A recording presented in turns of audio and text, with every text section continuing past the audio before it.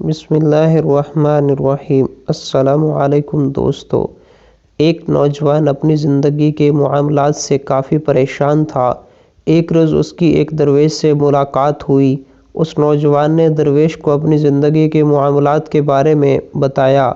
کہنے لگا، میں بہت پریشان ہوں، یہ دکھ اور پریشانی اب میری برداشت سے باہر ہیں۔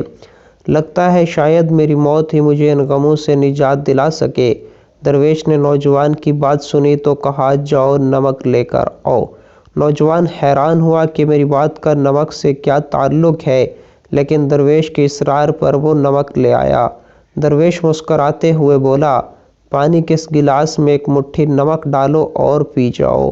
نوجوان نے ایسا ہی کیا، مگر ایک گھونٹ بھرنے کے بعد اس نے کلی کر دی، وہ تھوکنے لگا۔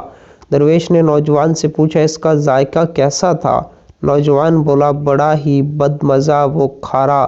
درویش مسکرانے لگا۔ اس نے کہا، ایک اور مٹھی نمک لو اور میرے ساتھ چلو۔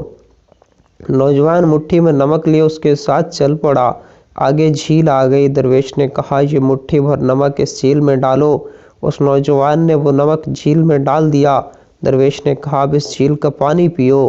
نوجوان نے جھیل سے پانی پیا۔ درویش نے پوچھا، اس کا کیسا ذائقہ ہے؟ نوجوان نے کہا، یہ تو بہت ہی عمدہ اور میٹھا ہے۔ درویش نوجوان کا ہاتھ تھامتے ہوئے بولا، بیٹا، ہمارے دکھ بالکل اس نمک کی طرح ہیں۔ جتنا نمک گلاس میں ڈالا تھا اتنا ہی جھیل میں ڈالا ہے، مگر گلاس کا پانی کڑوا ہو گیا اور جھیل کے پانی کو مٹھی بھر نمک سے کوئی فرق نہیں پڑا۔ اسی طرح انسان بھی اپنے اپنے ظرف کے مطابق تکلیفوں کا ذائقہ محسوس کرتا ہے۔